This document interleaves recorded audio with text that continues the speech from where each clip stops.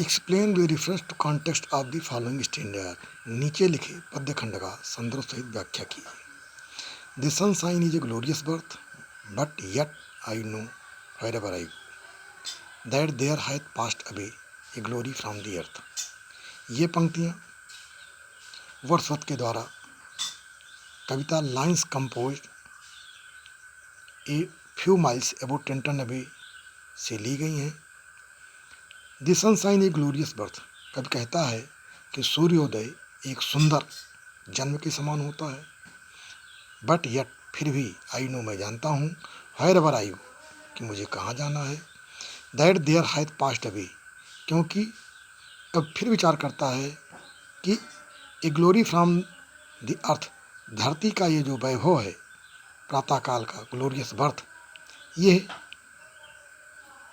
Hath passed away, विलुप्त हो चुका है कुछ क्षण के लिए, कुछ समय बाद उसके जीवन से। Reference, these lines occurs in the poem, ये कविताएं lines compose a few miles about Tintern Abbey नामक कविता से ली गई हैं। कंपोज बाई विलियम वर्ड्सवर्थ, जो विलियम वर्ड्स के द्वारा रचित है। कॉन्टेक्स्ट, प्रसंग, the poem is based on the prenatal existence of the child, ये कविता शिशु के पूर्व जन्म के अस्तित्व पर आधारित है। Who is born gifted with a divine light, जो कि दैवी आभा के साथ उत्पन्न हुआ है, फ्रॉम गॉड, भगवान के से। बट लेकिन gradually these glories of child, धीरे धीरे बच्चे का ये वैभव डिसअपियर्स, विलुप्त हो जाता है। As he comes in contact of material world, जब वो इस भौतिक संसार के संपर्क में आता है। The poet refers to his own childhood, कब यहाँ अपने बाल्यावस्था का संदर्भ देता है। When the objects of nature, जब प्रकृति की प्रत्येक वस्तुएं seemed to him coloured into heavenly beauty, स्वर्गीय आभा में रंजित प्रतीत होती थी। द पोएट सेज, कब कहता है, that glory had disappeared from his present life, कि वह वैभव, वह आशा उसके वर्तमान जीवन से विलुप्त हो चुकी है। एक्सप्लेनेशन, व्याख्या, the poet looks to the beauty of rainbow flowers, कवि इंद्रधनुष के फूलों की, इंद्रधनुष की सुंदरता, फूलों की, ऑफ द रोज, गुलाब के, द जॉय ऑफ मून, चंद्रमा का आनंद, इन द क्लाउडलेस स्काई, उस बादल रहित आकाश में देखता है।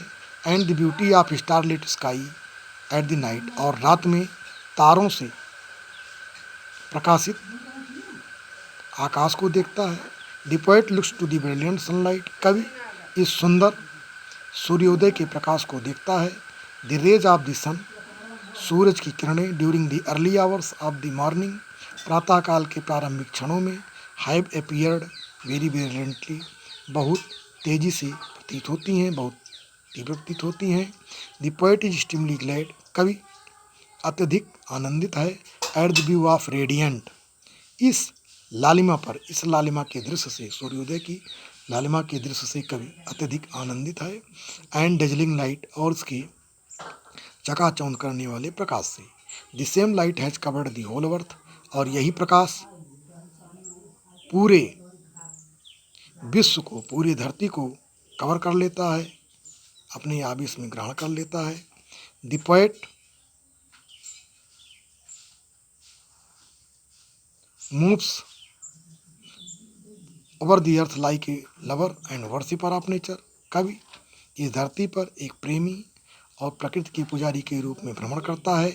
इट इज ए पैराडॉक्स, ये एक विरोधाभास है।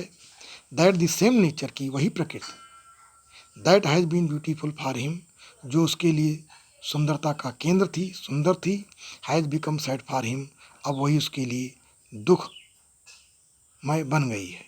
द पोएट थिंक्स, का विचार करता है, दैट द फॉर्मर ग्लोरी, कि पहले के आभा, सूर्योदय की आभा, has completely died out from the atmosphere, वातावरण से पूर्ण रूप से समाप्त हो चुकी है। धन्यवाद। इस चैनल को कृपया सब्सक्राइब, शेयर और लाइक अवश्य करें, जिससे कि अन्य विद्यार्थियों को लाभ प्राप्त हो सके। धन्यवाद।